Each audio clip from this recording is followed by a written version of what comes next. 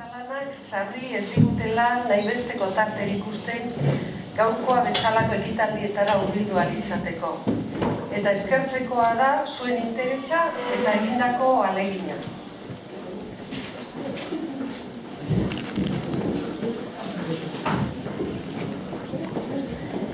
Lehenengo eta behin, esan nahi dizuet Euskal Gaien Institutuko zuzendari bezala, plazerra dela niretzako gaurko topaketa hau aurkeztea.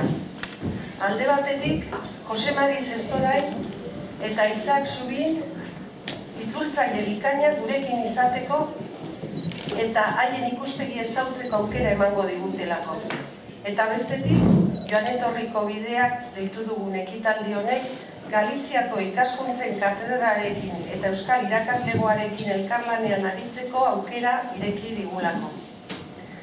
Elkarlan horren emaitza da gaurko ekitaldia, eta etorriko diren gehiagoren aurrekaria izango dela espero dugu. Elkarlan bezala ere uler daiteke Arkaitz Kano eta Lois Pereiroren jatorrizko lanen eta itzultzaileen arteko harremana. Lasarteko idazlearen Pasaia Blues eleberria Galizierara eraman du Isaac Zubinek, eta Monforte de Lemoseko olerkariaren Maitasun eta gaixotasunezko bertsoak ekarri ditu euskarara Jose Mari Zestorainak. Joan etorriko prozesuak dira hartu emanak, hartu egiten baita eta eman. Eta horren adibide dugu gaurko topaketa hau. Galizieraren eta euskeraren arteko eta sormen literarioaren eta itzulpenaren joan etorriak interesgarri izango zaizkizuela espero dugu. Eta etorri izanaz gain, zuen galderak eta iritziak ere entzun nahi ditugu. Esan bezala, joan etorrikoa baita elkarlana. Galiziako ikaskuntzen katedrako Paulo Martínez irakaslearekin utziko zaituztet. Galizieraz hitz batzuk zuzenduko baitituz. Eskerrik asko Nerea, eskerrik asko etortzeagatik.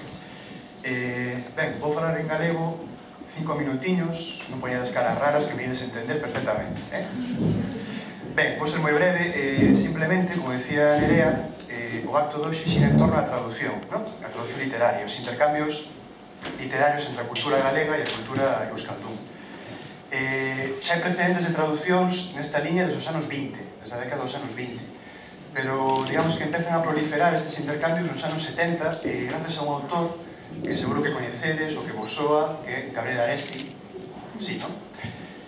Aresti levábase moi ben con intelectuais galegos, levábase moi ben cos galegos daqui de Bilbao e de Euskal Herria en xeral, e iso sen dúbida influiu en que traducise moita literatura galega, máis literatura de primeira liña. Depois nos anos 80, esa traducción do galego a euskera vehicúlase sobre todo a través de revistas literarias. E os autores que traducen do galego para euskera son autores tamén referenciais na literatura vasca. Estou falando dun Joseba Sermeitía, Incharo Borda, Corpis Aguirre, autores que seguro que se soan.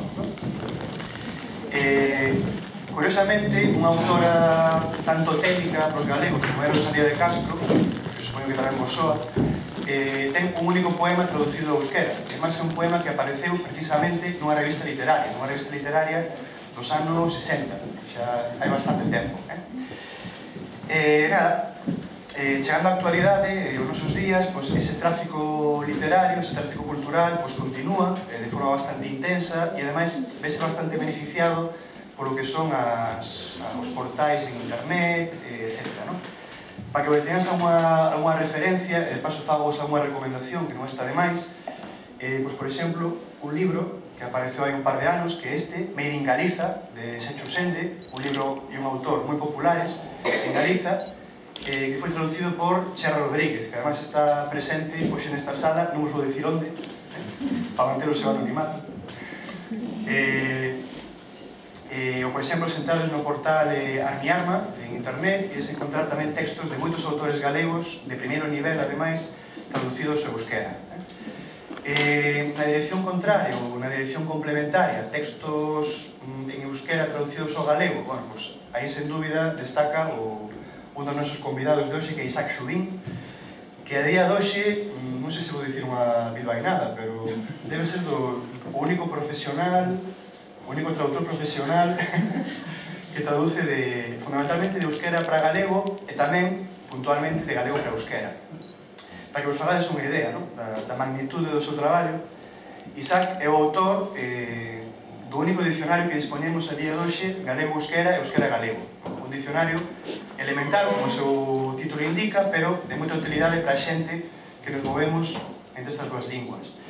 Ou Isaac tamén, hai un par de anos, traduciu esta antoloxía, 7 poetas vascos, Alén da fronteira, onde podes encontrar textos de Bernarda Chaga, de Serrana Indía, etc., traducidos tamén por el o galego.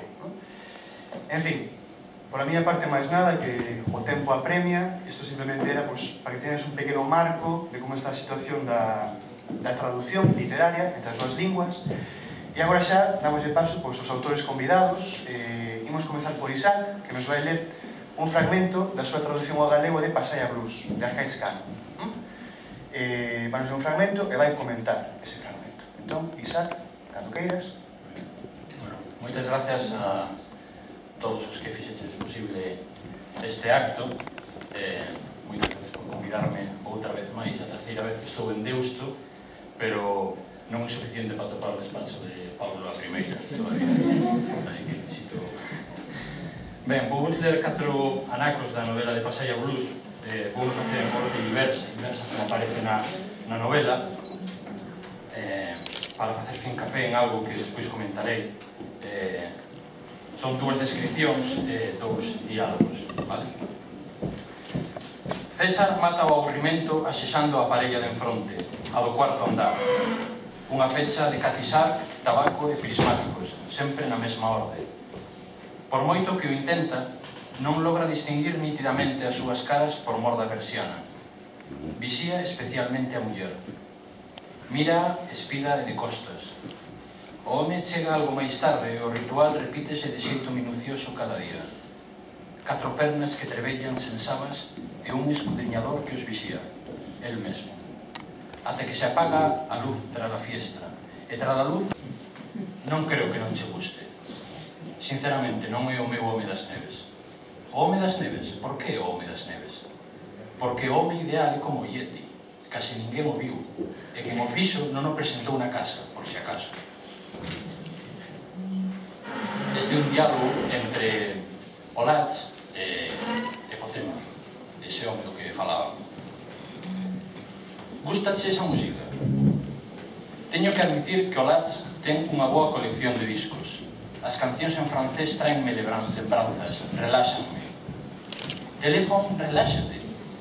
É o único grupo de rock francés que se salva. Excesivamente lánguidos para o meu gusto. Como? Que son uns albinos en sangue, Marta, iso digo. Hostia, Potemkin, de ti onde naciches, no Congo? Podes dicirme que aportaron os brancos na historia da música dos últimos 100 anos? Plaxiaron a música negra, engadiron decibelios co sur, incrementando o volume de xeito necesario, aceleraron o tempo e esfolaron o ralentí. Resumindo, foderon a ben. Vaya, vaya, e que tipo de música che gusta a ti, Mr. Black? O blues, de Sonny Terry para atrás, case todo eléctrico e un bluff. Isto ponse interesante. Ou sexa, que es un deses puristas desenchufados. Chámame como queiras. Falas en serio? Só che gusta o blues? O blues en sentido amplo. O blues é un sentimento. Non me refiro só a John Lee Hooker, obviamente. Obviamente. Non agardaba menos de ti. E o flamenco gustache? A min encanta. O flamenco é un tipo de blues. Blues arábigo, se prefires. De hecho, mesmo. Camarón era un monstro. E non era negro. Tampouco non era branco. Era negro, negro de espírito. Negro de espírito, hostia. Entón tamén se salvan os xitanos na túa discriminación positiva. Viches esa película de músicos no paro na que se di que os irlandeses somos negros de Europa? Tamén nós somos negros, logo, segundo a túa opinión. Podería ser. Trabucas de soldado. Sabes o que somos, Potemkin? Uns putos merlos brancos e uns burgueses renegados. Marta esmagou contra o cinseiro metálico a cabicha do cigarro e tratou de prender outro. Pero cousas do entusiasmo, o misto quedou decapitado na lixa e tivo que botar man dun novo misto. Sabes o que dixo unha vez Josephine Baker? Non teño gusto de coñecela, pero sabese por onde vas. Con ese nome era a cociñeira da cabana do tío Tom, polo menos. Mártire das gordas. Escultórica, máis ben. Josephine Baker foi unha das bailarinas máis audaces do século XX, debería saberlo. Escandalizou a París e o mundo inteiro. Por desgraza, non todos somos tan eruditos como a ti. E que é o que dixo se pode saberse esa tal Josefina? Dixo que dentro duns anos todo estará tan escuro que cando prendamos un misto deberemos acender outro inmediatamente para estar seguros de que o primeiro se apagou ou non. De fábula, semella de cine, pero sinto dicirche que me perdí no primeiro misto. E o último, bueno, é unha descripción de Pasaya, e o último parágrafo unha introducción a un dos temas da novela. Pasai ancho, talleres de soldadura e garaxes mecánicos, operarios fregando as mans nas súas fundas azuis antes de asinar unha factura mentres ollan o sol de esguello e debecen pola fin da súa xornada laboral. Cada vez que apretan unha arandela, cada vez que fan ruxir un ventilador ou axustan unha buxía, aquilo semella repercutir na inmensa sala de máquinas do mundo. O intenso olor a gasóleo axuda a lembrar que aínda quedan escapes por arranxar. Sempre quedan. A torpeza coa que camiñan os reixos mecánicos revela que non hai moito tempo foron engraxadores de a bordo nos barcos pesqueiros que aínda levan a maré no sangue. No porto, redes que agardan a ser mendadas, cotrosas lonxas sen xanelas nas que retumban aínda as posas dos anos dourados da pesca.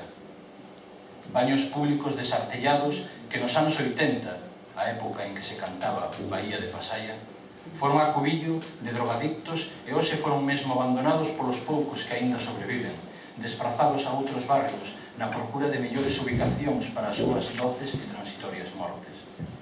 As contornas da Bahía de Pasaya fan pensar na boca dun vello desferrado, desdentado. Paredes fanadas, cables pelados, ferramentas inservibles, portas maltreitas, xanelas que faltan e vidreiras crebadas que apenas se manteñen en pé.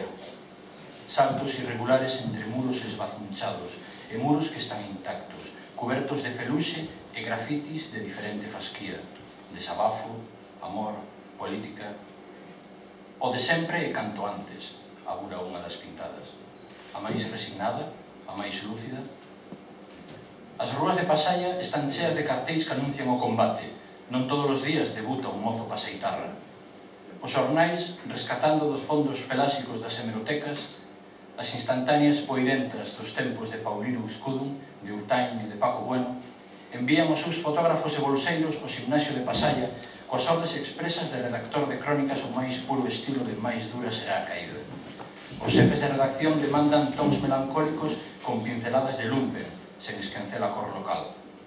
Vouno esmagar. Gañaríalle cunha venda nos ollos. O vello aínda está a tempo de retirarse e de conservar a dentamia. A xente do boxeo non é así. É moito máis nobre que a todo isto. Pero isto é outra historia.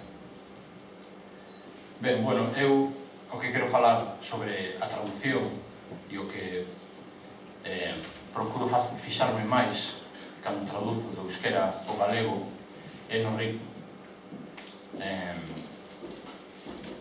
E quero aproveitar isto para falar un pouco de cousas que veño observando no mundo académico e coa crise e o problema que teñen as humanidades para sair adiante e facerse un oco, non? Traducir dunha lingua románica a outra lingua románica é doado porque non hai que ter tan en conta o ritmo. Ven moito máis ben só na lingua. Pero cando traduces dúas linguas que teñen unha certa distancia, como é, por exemplo, o euskera e o galego, o oficio do traductor nótase na conservación do ritmo. Moito máis aló do feito pragmático de levar unha lingua a outra lingua. E aquí o que quero facer co finca apenas no estudo e no desenvolvemento das humanidades. Cando falamos de humanidades, falamos moito de vocación. E cando se fala da técnica, das enxeñerías, non se fala tanto de vocación, e tamén que teñen. Fálase en termos económicos, que se pode conseguir con iso. Lin hai pouco físico comentou que na actualidade a física é algo tan complicado e tan complexo que cando conseguimos formar un físico probablemente é demasiado tarde para que poda aportar nada novo a física. Ben, sempre se fala nestos termos da técnica e da enxeñería, da ciencia, pero non se fala, é injusto, nos mesmos termos das humanidades. E parece que todo ben dado. Se alguén escribe ben é porque as musas lle falan nunha lingua secreta que coñecen e non con iso detrás. Parece que non hai un traballo detrás. Hai moito traballo, tanto como que pode ter un físico en formarse. Cando un traductor o fai ben, non é só porque coñece os dous códigos, o de saída e o de chegada. Probablemente detrás dun bo traductor hai horas e horas e horas e horas e horas e horas de lectura. Un bo traductor, lógicamente estou falando sobre todo de traducción literaria, é un bo lector.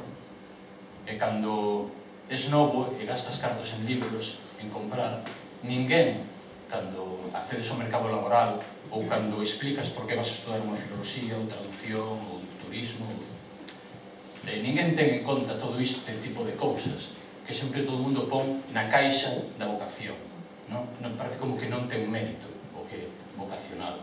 Probablemente un físico, un matemático, para chegar a determinado nivel, tamén ten unha vocación, e non se fala destas cousas. E, bueno, creo que despois podemos falar, se queredes, un pouco máis de onde fale José Mari sobre cousas máis técnicas ou que problemas pode haber entre levar a lingua vasca ou galego. Moitas grazas por explicarme.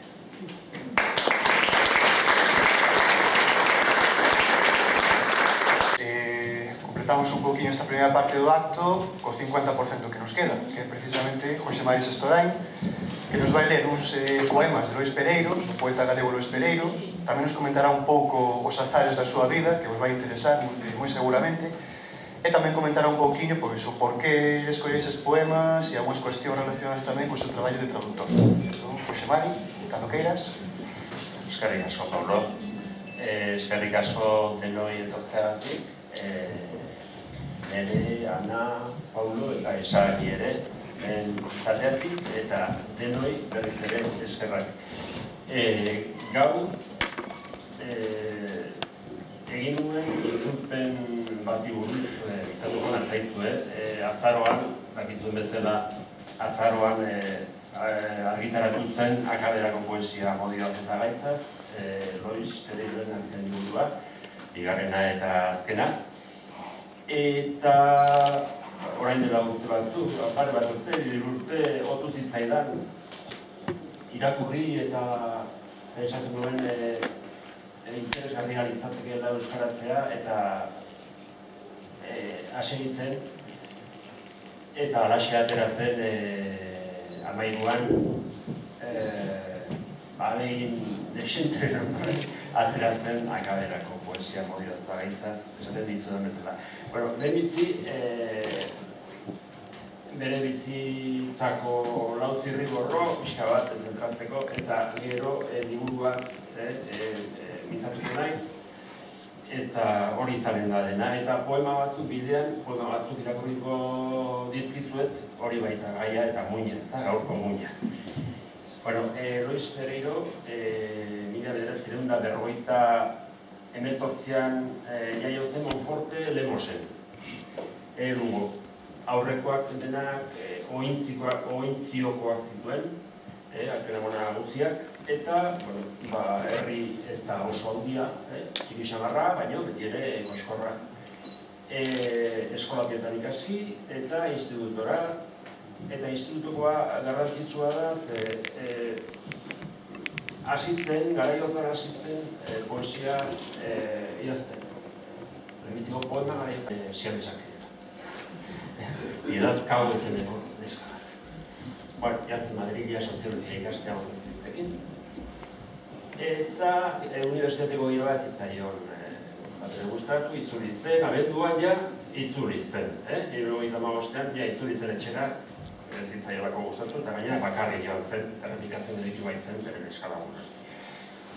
Orduan, hor pasatu zuen herrian berriz ere, urte hori, Eta ia biak elkarrekin urrengo urtean Madrila joan ziren, bata kazetaritza ikastea eta bestea hizkuntzak, Loisek utzi zuen soziologia eta hizkuntzak ikasten hasi zen. Haiek esaten zuten, eta batez ere tirari esker dakigu, batez ere kalea zutela ikasleku edo ikasgune. Oso zaleak ziren, musika zaleak, zinema zaleak, parte hartzen zuten bizitza sozial eta literatur bizitzan eta baita politikoan ere. Garrantzitsua da Madrilgo egonaldia hango galiziarrek eratu baitzuten aldizkari, literatura aldizkari bat, eta arte aldizkari bat ere zena, Loia izenekoa. Zenbaki asko ez ziren atera, baino bai izan zela artista askoren bilgune. Esan behar da baita ere, Madrilgo ardela dela, esan baritik. Koltza, olio, kutsatua hartu izan.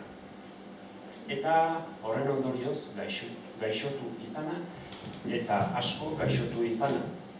Hainbeste, non 80 batean ekainean ja bueltan ziren herrian, eta erabat gaixo. Oso gazteik, ikusten duzuenez, eta erabat gaizkitua, mehitua erabatean, eta barkara. Krisialdi batzuk izan zituen, gaitzaren ondorioz, eta jarri ziren bizitzen anaiarekin eta Koruñan, eta han itzultzaile aritu zen. Telebistarako, eta bar. Saiatu zen bere obra, idatziak zituen poemak eta argitaratzen. Ez zion inor kasurik egin, askotan gertatzen den bezala, poesia argitaratzea oso zaila da eta oso zaila zen. Jakin behar eta esan behar da gainera, gaixotu zela koltza olio kutsatuarekin eta baita ere iesa zuela. Orduan, titulo gehitu zitzaion titulu hori ere, eta nik ez dakit. Oso ongi, baino pentsatzen dut, orain xerofobia dagoen bezala, orduan ere xerofobia Galizian hemen bezala bizi-bizirik egonen zela. Konbentzituan nago, ez da idazten politikoki zuzena ez dela. Baina ni ziur nago han ere bazela. Orduan, bazterreko persona bati, hilda bero, salda bero, ez da? Orduan bai, tituluak eta aitortzak, baina bizitzen bitarten egurrak. Baina beti ere bazuen dago bat, Paco Macias izenekoa.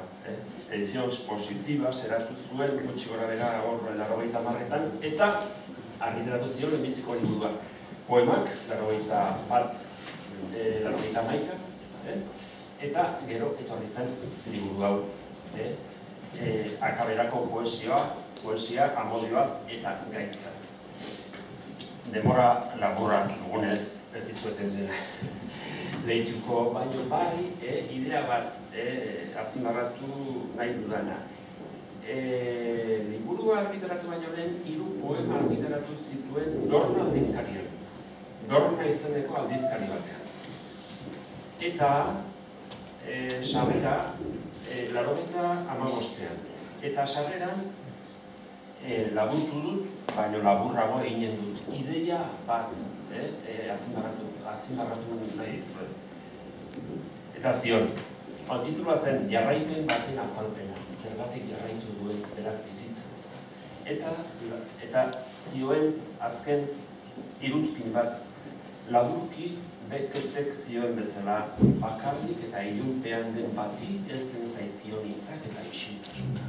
Liburua, bakarrik eta ilunpean den bati heltzen zaizkion hitzak eta isiltasuna. Puntu. Bai? Puntu. Hori zen. Hori zen bere sentipena.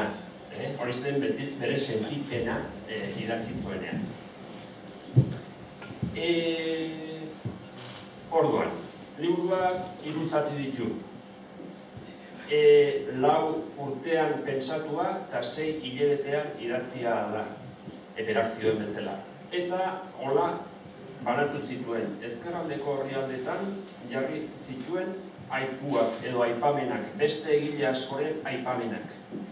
30 bat egileren aipamenak, batzuk errepikatuak, gehienak poetak. Musikariak eta baino gehienak poetak edo idazleak. Eta eskuinaldean horrei esaten zimeak poemak horiek zirela. Eta eskuinaldean bere poemak. Eta horiek homet ziren glosak. Glosak. Guk egin duguna da ezkerraldean bere poemak eta glosak jarri eta eskuinaldean euskaraz. Baita ere, haien itzulpena. Zuek ohartu zaitezen. Normalen. Erdik, liburuak orduan 3 zati ditu. Eta, hau esan behar da, oso garrantzitsua da, eta zuentzat informazio iturri paregabea. Paregabea da, bere aurkezpena, liburuaren aurkezpena sarean duzuen. Eta egin zuen urtarrilaren, 1996ko urtarrilaren 31an, Moka ostatuan Koruñan.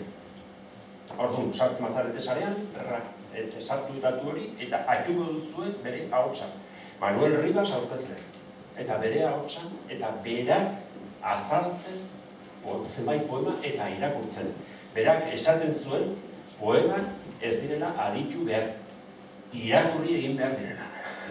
Bere teoria ez. Ez dakik zuen akorra, baina bere teoria ez. Bueno. Ordu lehenbiziko zatian da Ilondoko poemak gaitzaldia eta ondoren suspertzea dira. Niretzat erraza da, doado, esan dugu, doado,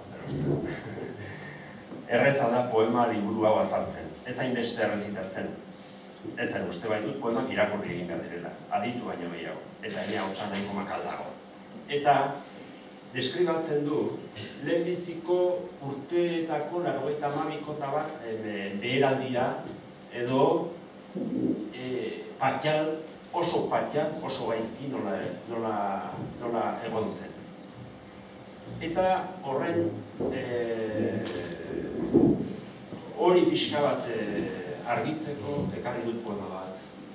Akrostikoa. Akrostikoa da, aliziera, ez euskaraz ez da akrostikoa. Baina saiatu ginen, baina orduan nahiago izan genuen edukiari garrantzia. Esan badetik. Orduan akrostikoa. Ene egunetatik aurrera biziko zen nibaitako zerbait, lurrean uztea baizen, lortzen saiatu enitzen. Jakinki, jakin beharko nukeela, neure buruari gordetzen izanen itzela ez bada bihorban isilien arteko bitarte lazgarri bat. Enuen saiestu itzalean biziz baino, ene maiteari txertatzea betiko, beti ereko oinazez arima pozointzen zioten, dosi hilgarri amorezkoak. Diarri zerbestea desiraren lekuan, ezin itzulizko bidaiari ekin nion, erortzen utziz hotzan, oroimin betezko barne ezerezaren zokondora. Ezerezaren zokondoa da deusezaren ondoa. Osa, ondoa. Bera erori zen, berak esaten zuen erori zela behar. Eta gero, berpiztu nintzen, dio.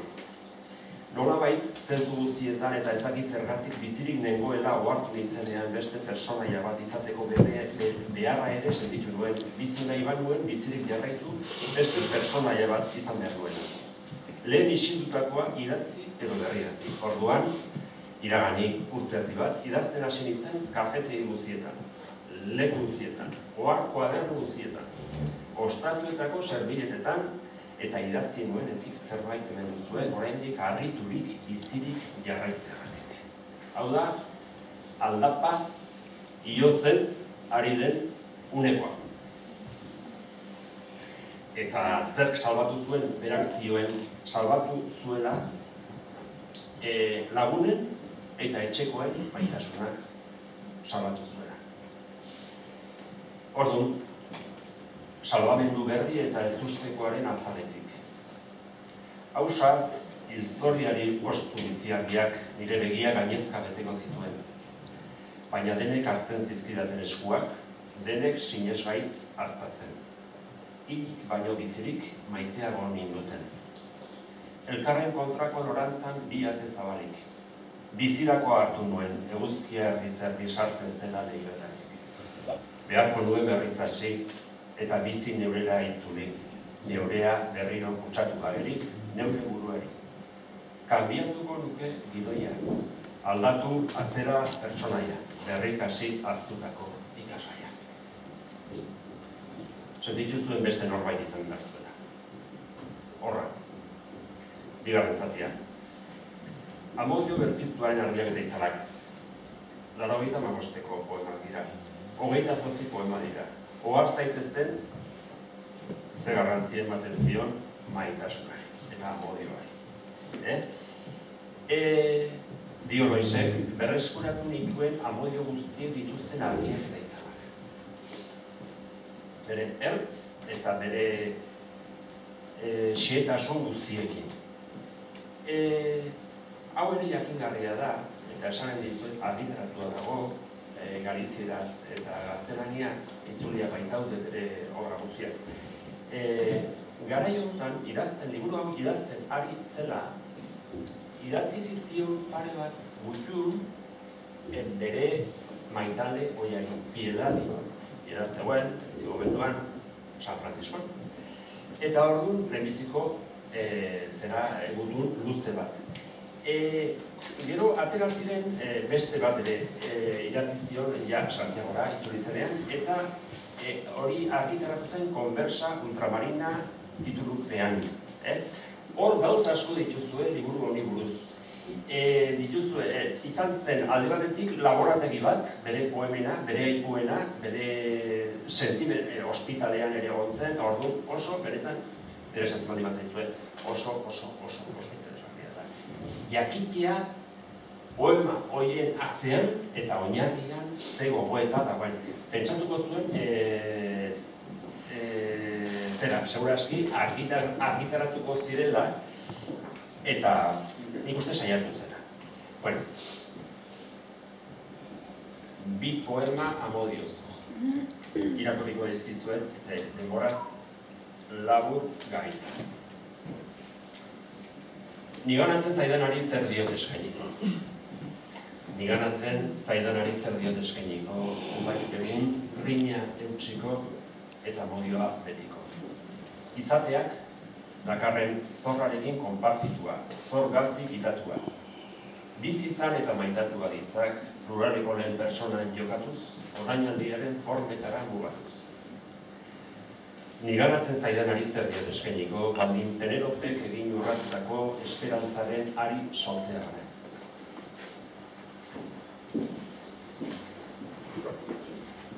Hamargarren poema, benetan bizi nahi zugabean.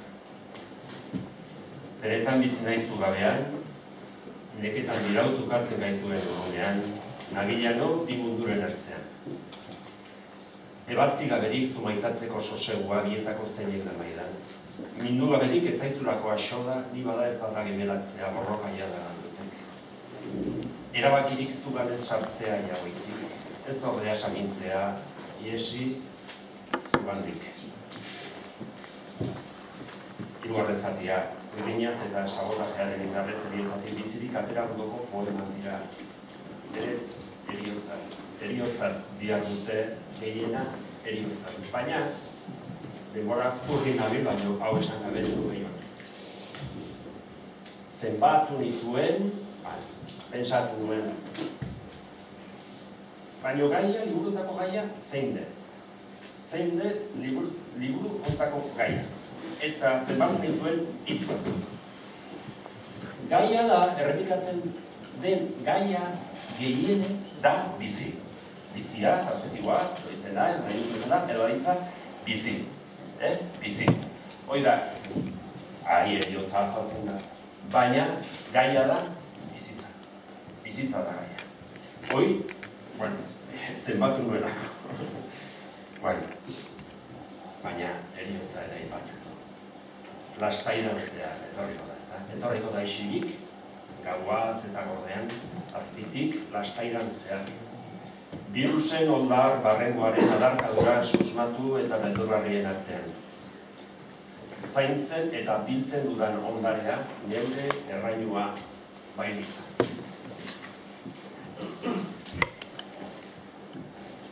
Hau ere izugarria da. Bide luzeko lasterkaria itogarria. Hore izan, zain hori joanean, baina, bueno, itogarria. Iesi mundualdi latz batetik, haren liturgia, gizen eta ziotsutik, denon porrotetan, markoizoztuetan, aserre usian, erdipurdiko den horretatik, etzen garaiz iritsi matxinatzeko. Ez mundu bide gabe hiltzaile eta anker baten auka behin betiko mendekatzeko. Bere mundualdia izan baitzen alkarrekako. Zurtz, eri eta aitu aurreratu zitzaion eriotza eta lehenago ailegatu. Eta ja azkena. Epitafioa. Epitafiotzat aukeratu lezakete. Ene pausalekuaren aurrean igarrotzen zaretenean egintu baina. Eta bidal niri mezu ezean, biziak eta beharrezko amorrazioz betean. Bueno, gehiago ere barituen baina, zaituzten dekatu nahi. Isak aritu da itzulpenaz, nik esan dizuetan bezala, ikusi nuen, irakurri nuen, eta ari nintzen beste zerbait itzultzen, beste poema batzuk itzultzen, beste liburu bat, baina ja egina nuen. Eta orduan, sartu zen, hau, sartu zen, jende hau sartzen da, zure bizitza sartzen da. Jende bat sartzen da, ez da, eta nizergatik bai sartzen da, bat sartu zitzaina. Eta laxe, aritu naiz, pare bat urtez, jaia, izan dut, aitzatu nahi nuke, hau ere, laguntza handia zen hilabizira zen beste ez dakit. Eta ordu, Maria Alonso, 6 dedos, itzultzailearen laguntza etengabea izan dut. Ulertzeko ematen du errexak direla, gardenak direla, batzuk esan dute gardenak direla, poema hauek. Gardenak nire ustez ez dira, badatere gardenak ez dira. Bueno, nik itzulpen gintzaz, nahi dut gero lehituko izuen zerbait, honek aipatzen zuen egile batez, olako batera etortzen garenean, ekartzen dugu traia pixkoat, traia ideologikoa. Baina, nik betiko moduan egiten dut.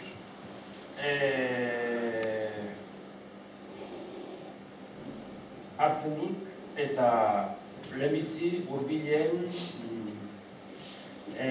ahozkotik asko hartzen dut. Eta gero baita ere, jakina beste poeten lanetik, euskal poeten lanetik. Hori da nire zean. Eta lehenbiziko horretik ja ikusten da. Lehenbiziko lerroan jartzen dut, inon iztegitan ez dagoen izan. Ez da arrokeria. Hau da, gure amak askotan esaten du. Gure amak dara hogeita amabi urte ikuria. Eta azkendegian, jakin horrela dela azkendegian. Eta gorkutza gora bat hori bat. Hori da lehentzez da. Gora bat hori lehentzez da. Eta sarraski bat kalian. Kalia da, beste izbat, hiltzen ari dena. Nafarrera, Baztan eta Basaburua eta Otieta eta Lantz eta inguru hortan eta gure aldean ere pixka bat itzaltzen ari dena. Baina nik esan nuen, ederki heldu zara, hitz hori oso ederki heldu da eta sartuko dut. Hori da nire metodoa eta, bueno, Paulo barkatzen da idazu, ez begiratu. Bakarrik, bueno, hau, erdaraz dago, baina honek aipatzen du askotan Tomas Bernard, badakizue Austriako ezta idazlea. Eta Tomas horrek esaten duena itzultzailez. Los traductores desfiguran los originales. Lo traducido solo llega al mercado como algo desfigurado. Es el diletantismo y la suciedad del traductor lo que hace una traducción tan repugnante. Lo traducido da siempre asco. Bueno, en sus conversaciones con Christa Feynman, Bernard, un libro traducido es como un cadáver mutilado por un coche hasta quedar irreconocible. Se puede buscar los pedazos, pero ya no sirve de nada. La verdad es que los traductores son algo horrible. Pobre gente que no recibe nada por su traducción, los honorarios más bajos. Nada poesía. Algo que clama al cielo, como suele decirse, y ellos hacen un trabajo horrible. Así que, en cierto modo, todo se equilibra. Cuando se hace algo que no vale nada, no se debe recibir nada por ello. Bueno, eruen bukatzeko hau esan nahi, baina diot, berak esaten duena, jakin dezazuen, aldekoak ez ditu batzuk, ez ditugula oso aldekoak. Eta, bueno, barkatu dit Paulok eta bukatu.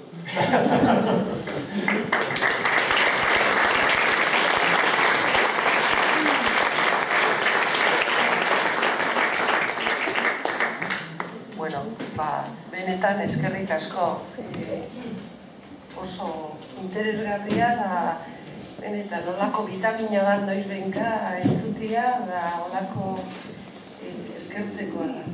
Eta orain, zuen txanda da, itzultzaile bikain bi ditugu geure artean, eta zuen ardura galderak edo zer galdetzeko aukera daukazue aprobetxauz.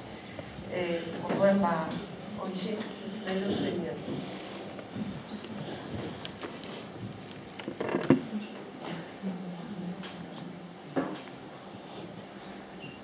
Bueno, zeuki bilurrik, bota nahi badozuen jakin. Handiagoak ez dituzu esan.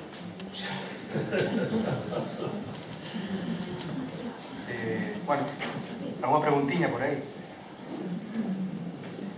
Porque se non o podemos facer neste tempo... Ah, sí.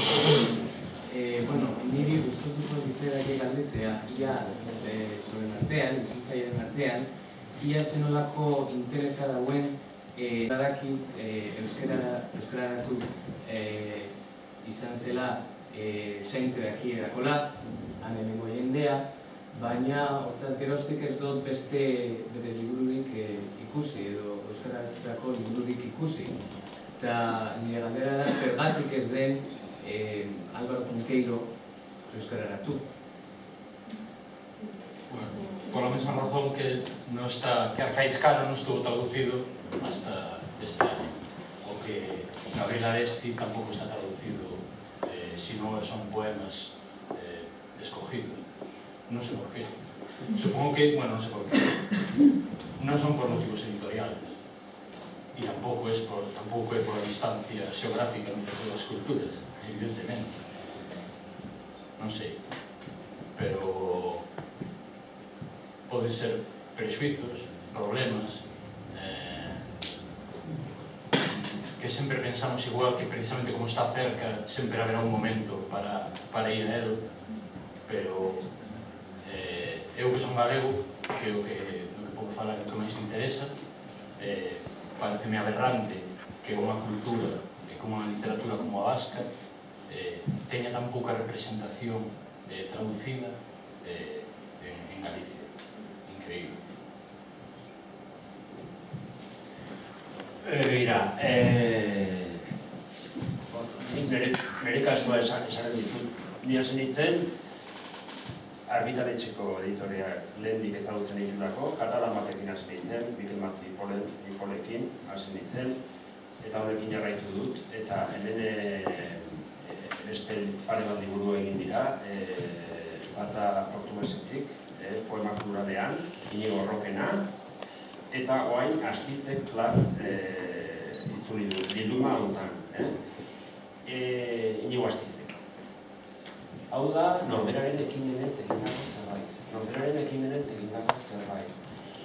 Ez, nik dakidala, ez dago oso politika urria dago bai, klasiko universaletan egaduzu, eta bada eizie, badakizu, baduela alako programa bat, baina poesia, edo prosa ere, beretan da norberaren ekimena. Norberaren ekimenak esan urtea edo orduak, esan dugu bezala, ordu asko sartu behar dituzula, ordu asko eta diru asko, bere obra guztiak eta aztertu, eta telefono, eta joan, eta torri, eta gero, ateratzen denean, ateratzen da inongo laguntzari gabe, eta hau ordaintzeko ere, saldu behar ditugu, kopuru bat saldu behar dugu, eta horrekin ordaintzen da bakarrik materiala. Hau da, editorialen lana, Kike Gualderen lana, Unai Pascualen lana, editoren lana, ez da nire lana sentimorik gabe, haien lana sentimorik gabe. Zara dut, hala funtzionatzen du, nik ezagutzen dudana, ez dut dudanak, barkatu. Orduan,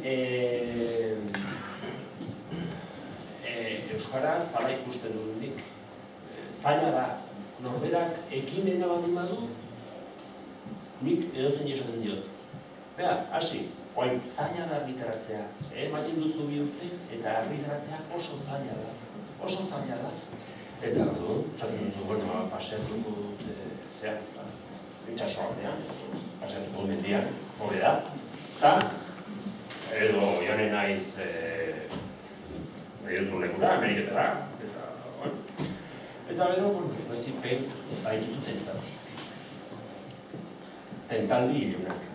Orduan, hori da, ez da kasu hori bakarra, egile asko daude, italiarrak, zenbat daude, poeta, ideak ere, euskar, eta portuguesak, 100 dago, portuguesak, poeta oso onak, eta nazioartean oso ezagunak. Euskaraz idearik ere ez dugu oraindik, ez da, armiarmak ez dira aipatu ere egin. Eta oso ezagunak dira, nazioartean. Bueno, txikia gara ez da, eta errekusak. ¿Alguna pregunta más? ¿Comentario? ¿Observación? ¿Crítica? También se admite. ¿Alguien quiere recitar? Nada. Entonces, podemos dar por...